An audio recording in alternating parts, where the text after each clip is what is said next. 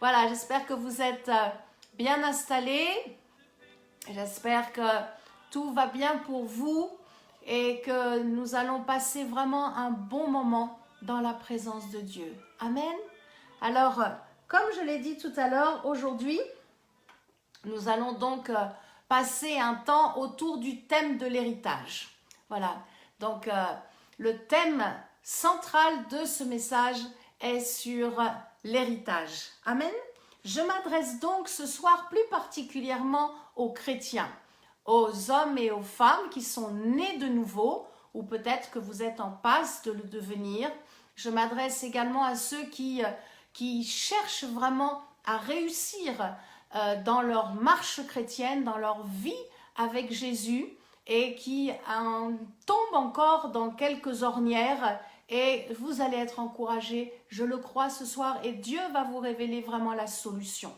Et puis je m'adresse bien sûr à tous ceux qui sont appelés au ministère, tous ceux qui sont en formation et ceux qui sont aussi dans le ministère selon Éphésiens 4:11. Alléluia.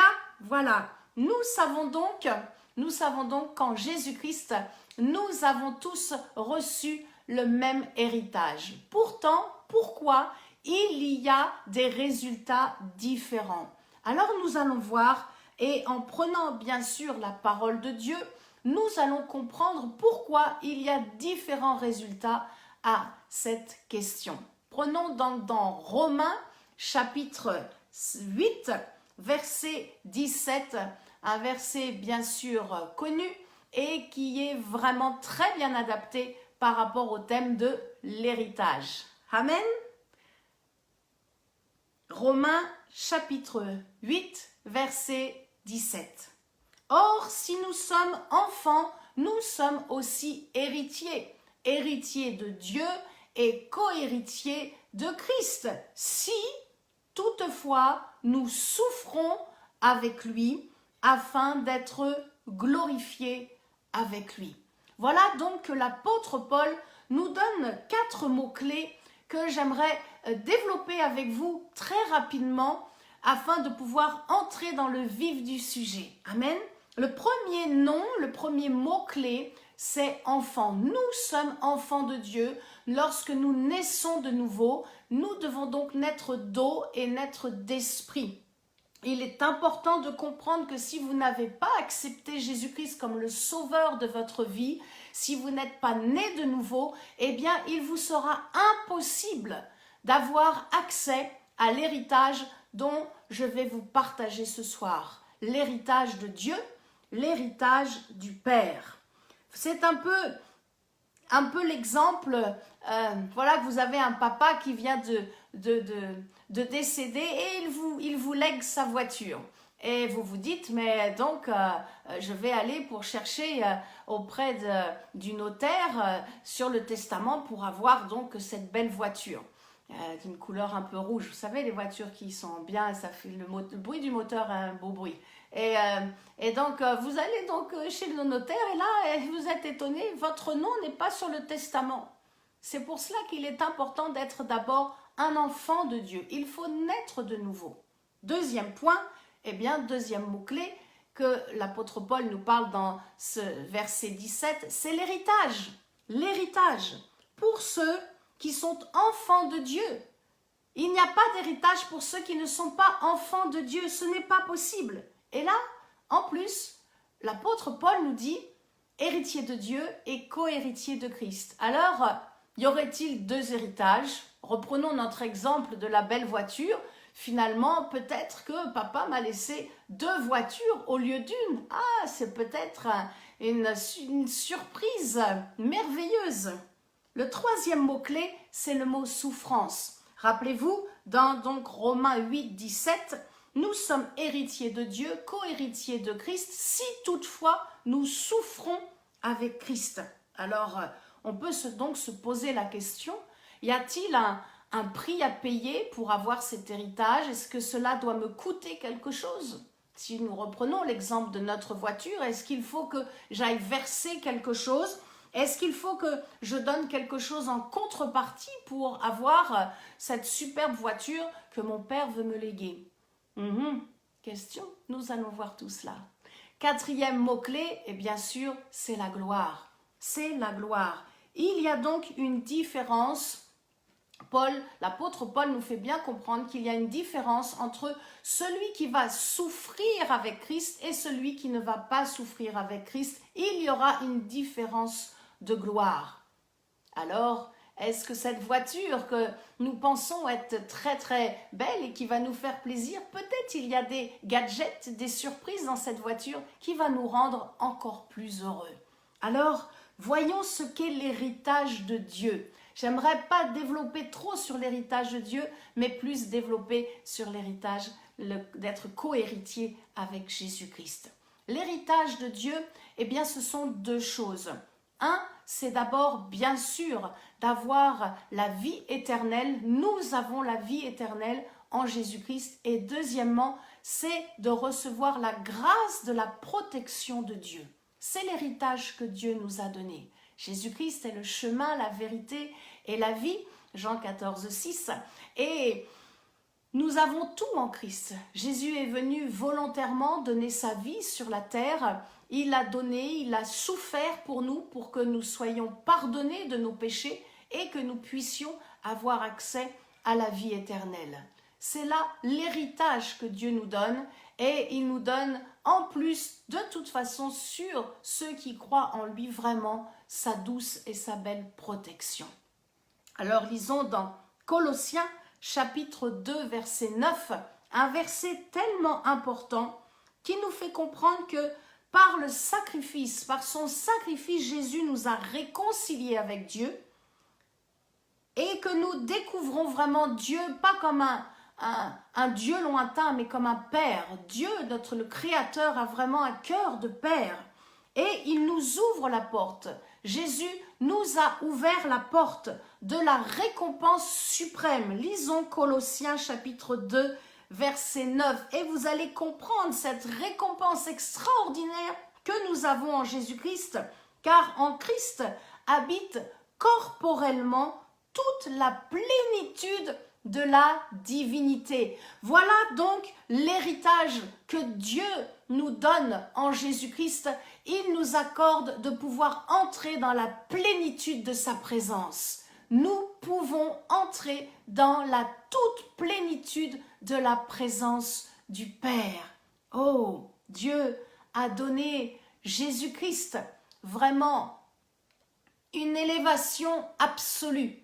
Car il a dit que le nom de Jésus est au-dessus de tout nom. Lisons dans Philippiens chapitre 2, verset 9. C'est pourquoi aussi Dieu l'a souverainement élevé et lui a donné le nom qui est au-dessus de tout nom. Au-dessus de tout nom.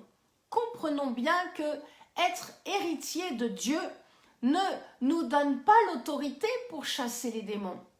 Cela ne nous donne pas l'autorité pour guérir les malades. Non, non, non. Ça, c'est l'héritage de Christ qui nous le transmet. Alléluia!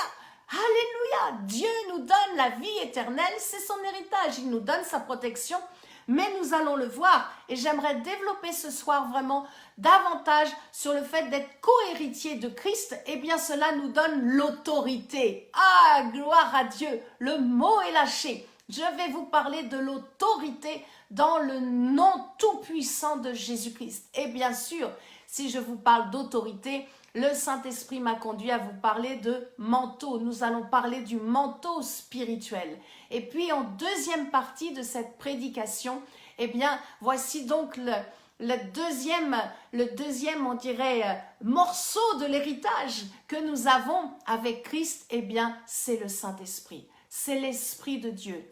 Et quand on parle du Saint-Esprit, eh bien, j'aimerais développer particulièrement sur le parler en langue. Amen. Si vous ne parlez pas en langue ce soir, vous allez le recevoir. Et si ça fait longtemps que vous avez parlé en langue, vous allez être renouvelé ce soir par la seule puissance du Saint-Esprit. Amen.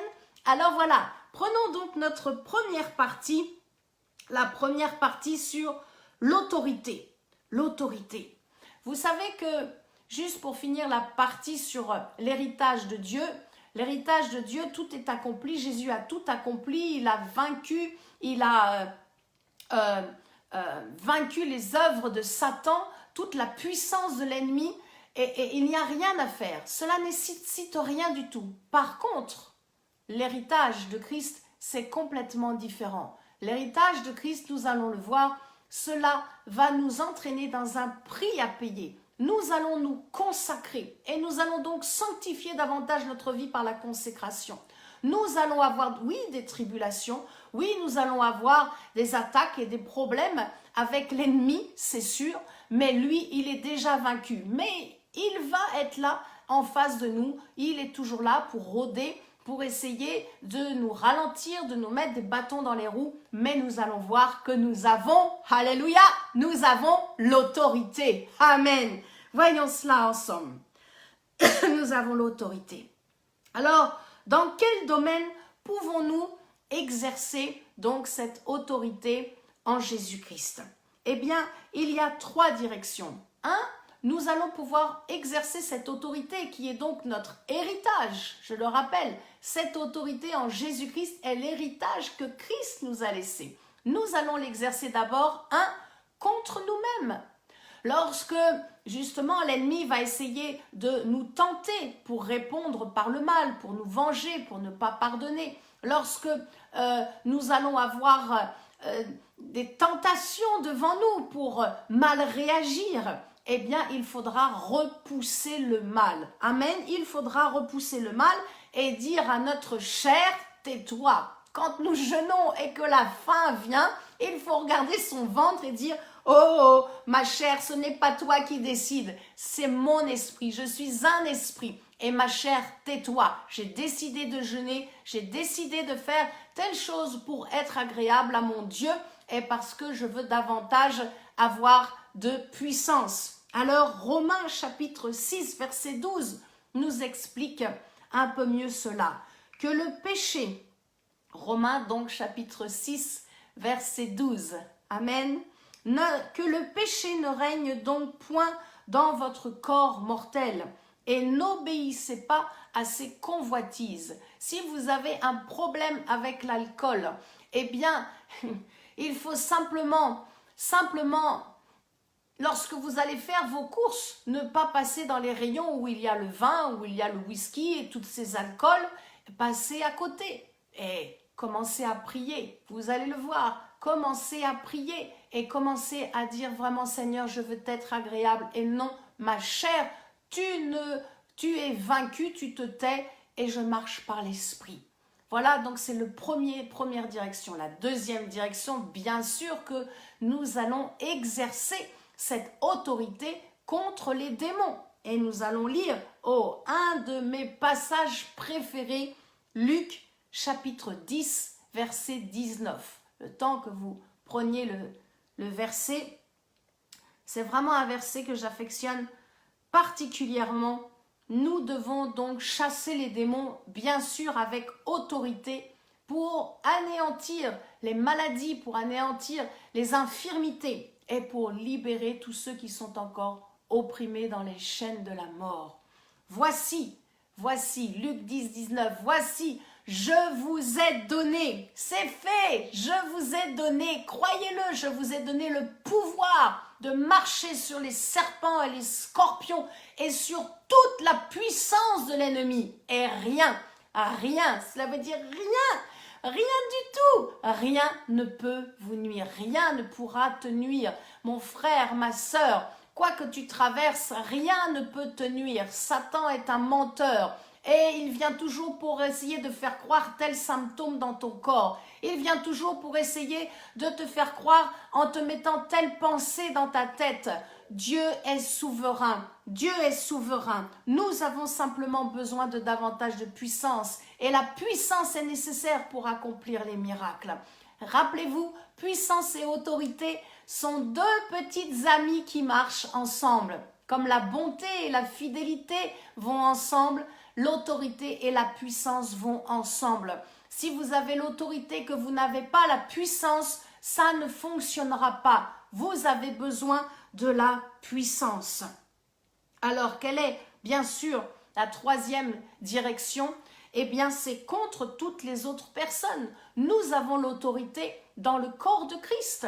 Si vous êtes diacre ou si vous êtes pasteur, votre autorité bien sûr sera différente. L'autorité vient sur vous et je rends grâce à Dieu pour ceux qui vont être ordonnés prochainement en tant que diacre et en tant que ministre de l'Évangile. Vraiment, nous avons besoin de recevoir tous à un moment donné de notre vie, et nous allons le voir après, une onction particulière, une autorité qui vient sur vous. Alléluia. Deuxième point, eh bien, dans le fait aussi que nous devons donc exercer l'autorité envers d'autres personnes, eh bien, c'est dans ce monde. Nous avons, en tant qu'enfants de Dieu, une autorité. Lorsque nous allons dans un repas familial, il y a, il y a des petites blagounettes bien grasses qui ne sortent pas. Il y a des chants et des musiques du monde qui ne seront pas mises parce que vous êtes présents. Au moment où vous entrez dans une pièce, eh bien, Dieu est avec vous. Dieu est avec vous et cette autorité est sur vous. Lorsque vous êtes au travail, c'est la même chose. Peut-être vous avez vu que quelqu'un était en train de voler dans la caisse et vous allez aller le voir et lui dire attends quand même, là ce que tu fais c'est pas bien. Et le gars lui dit mais laisse-moi, tu sais pas, je suis dans les problèmes. Mais là vous pouvez lui dire tu sais, si tu voles là dans la caisse, tu vas avoir des problèmes encore plus grands. Nous avons une autorité. Je vous assure, nous avons une autorité. Alors, comment exercer cette autorité? Parce qu'elle va être différente. Que ce soit envers les hommes ou envers les démons, cela va s'exercer bien sûr complètement différemment. Nous exerçons notre autorité en Jésus-Christ envers les frères et sœurs ou envers les incrédules, les gens qui sont dans ce monde, bien sûr avec amour. Avec amour. Prenons dans la deuxième épître de Timothée, chapitre 4, verset 2. 2 Timothée, chapitre 4, verset 2. Prêche la parole. Amen. Alléluia.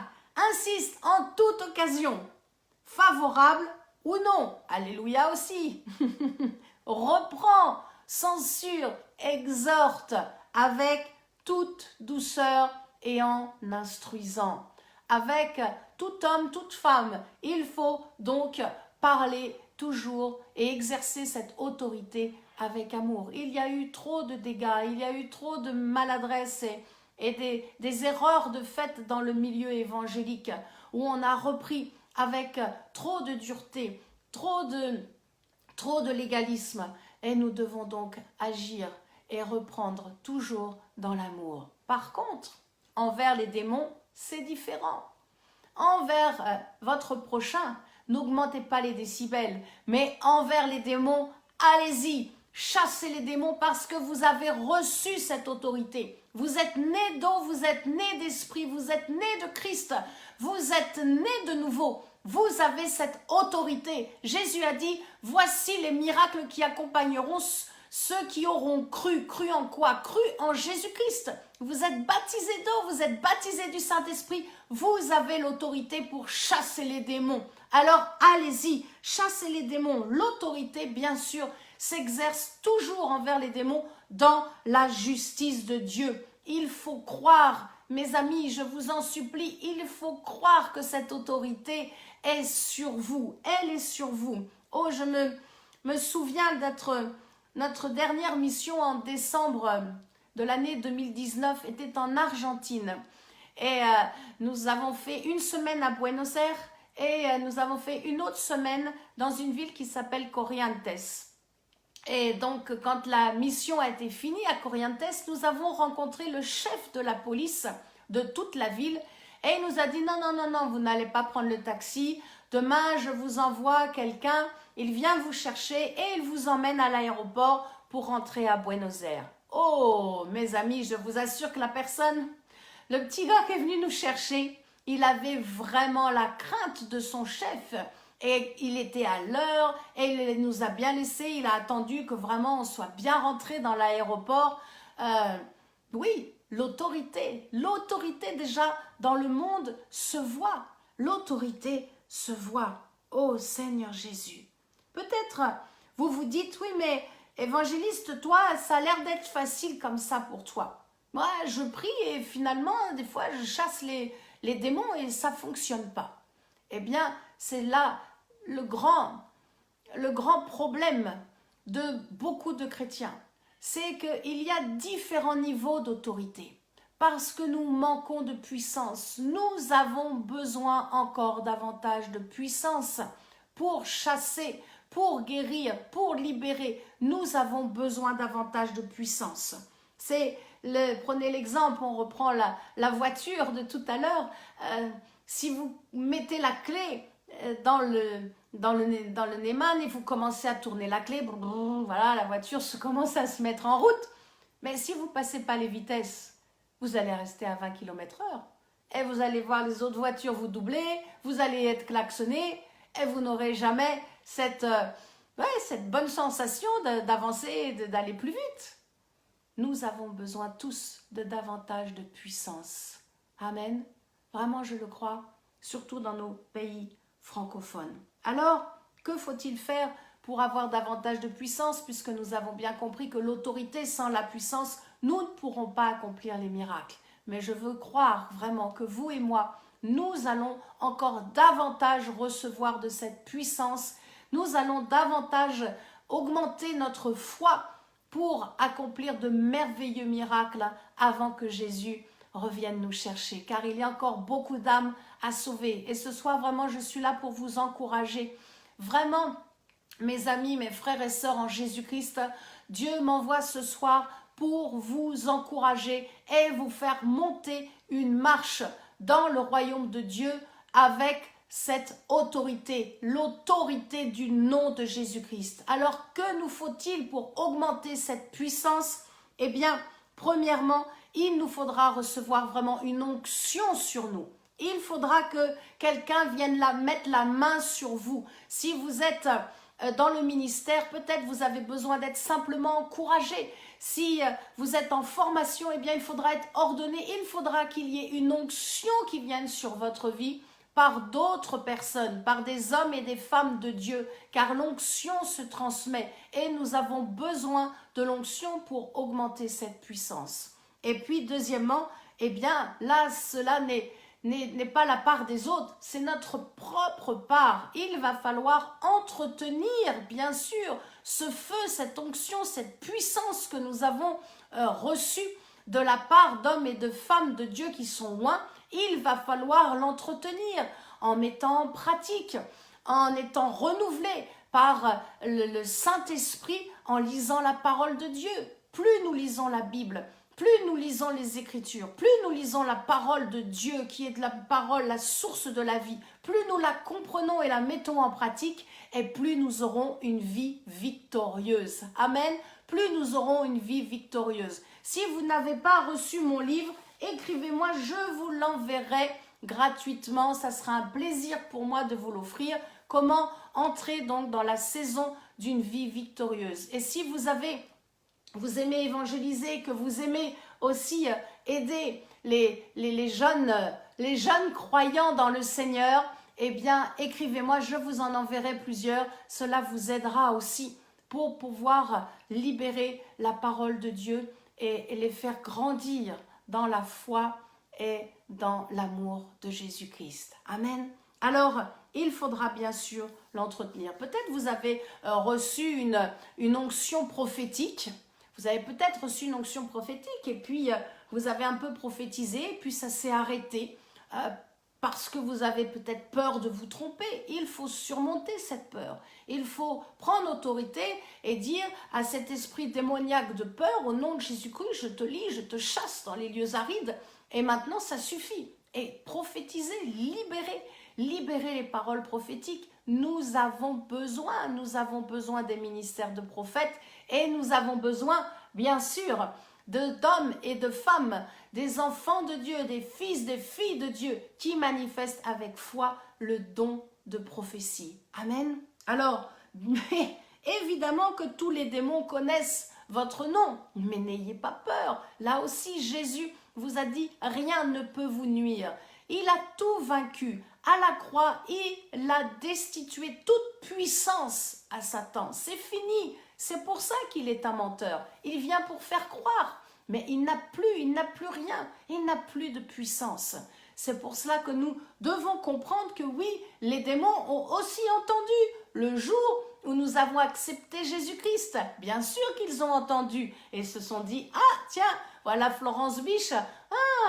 Ah oui, elle confesse cela, j'entends bien. » Mais au nom de Jésus-Christ, je sais que j'ai reçu une autorité pour les chasser, pour les éloigner de mon espace spirituel, pour pouvoir libérer les corps, pour pouvoir libérer les cœurs, pour pouvoir annoncer le salut par grâce et non par les œuvres. Cette autorité, maintenant, elle est en moi, elle est sur moi. Et si vous êtes né de nouveau, c'est la même chose pour vous. Ce n'est pas réservé, je vous dis, à certaines personnes. Jésus a tout donné. Il a tout donné. Un héritage se transfère. Un héritage ne se dissout pas. Et c'est ce que Jésus a fait. Il a tout transféré. Il a tout transféré. L'autorité. Oh, mes amis, manifestez cette autorité au nom de Jésus-Christ pour chasser les démons. Alléluia. Éphésiens chapitre 6, versets 16 et 17. Nous montre bien que nous sommes tous engagés dans cette bataille. Tous. Nos amis au Togo, nos amis en Argentine, nos frères et sœurs, là où vous êtes, là où vous habitez, vous êtes aussi dans cette bataille contre les démons. Nous y sommes tous enrôlés. Mais ce qui est merveilleux, c'est que nous avons la victoire. De toute bataille contre l'ennemi de nos âmes, nous avons la victoire. Il suffit simplement de les lier et de les chasser dans les lieux arides, car c'est leur place. Il faut les immobiliser. Vous savez, il y a des fois dans les films, hop, ils font ça et la personne ne peut plus bouger. Eh bien, c'est la même chose. Lorsque vous, déjà, rien que quand vous parlez du nom de Jésus, là, juste si vous dites le nom de Jésus-Christ où vous êtes, eh bien, je vous assure, votre atmosphère est libérée. Vos pensées sont libérées et votre cœur peut recevoir cet héritage de la plénitude de la présence de Dieu, la douce paix du ciel, la joie de la vie éternelle. Cela est pour tous ceux qui croient en Jésus-Christ. Quel merveilleux héritage nous avons! Quelle grâce! Plus j'avance chaque jour avec le Saint-Esprit, plus je me dis « Waouh, Seigneur, c'est tellement merveilleux ce que tu as fait pour moi. C'est tellement merveilleux. » Oh, vous savez, Jésus a souffert, mais il vient bientôt en roi de gloire. Le roi de gloire va bientôt faire son entrée et poser ses pieds sur le mont des Oliviers. Et bientôt, le Seigneur va venir chercher son Église. Oui, il va venir chercher vous et moi, parce que nous sommes tellement tendrement amoureux et reconnaissants de ce qu'il a fait pour nous. Oh Seigneur, quelle grâce, cette autorité. Regardez ce qui se passe dans le monde. Lorsqu'un policier en pleine rue se met à siffler, tout le monde s'arrête et se dit « Oh, qu'est-ce que j'ai fait ?» Tout le monde se retourne pour savoir qu'est-ce qu'il y a, qu'est-ce qu'il se passe. Il a déjà une autorité avec un simple petit sifflet. Alors imaginez-vous ce que vous avez comme autorité lorsque vous parlez au nom de Jésus-Christ. Au nom de Jésus-Christ. Oh, recevez cette foi que le nom de Jésus-Christ est tout puissant et qu'il a vaincu l'ennemi de nos âmes. C'est fini, c'est à nous de manifester la foi. C'est à vous de manifester la foi, c'est le temps de grandir, c'est le temps de rentrer et de libérer votre héritage, de le manifester par votre foi, c'est votre responsabilité. Regardez le policier, il a son uniforme et il impose la crainte autour de lui. Et nous avons, et bien sûr je vais vous parler maintenant du manteau, nous avons ce manteau d'autorité sur nous, sur nos épaules. Oh, Père, Que la paix soit donnée à ceux qui sont dans la peur ce soir et que vraiment votre foi soit renouvelée par cette prédication. Qu'au nom de Jésus-Christ, vous puissiez réaliser l'héritage que Jésus vous a laissé. Il vous a légué cet héritage. Il vous a légué ce manteau d'autorité pour chasser les démons, pour guérir les malades. Au nom de Jésus-Christ. Amen.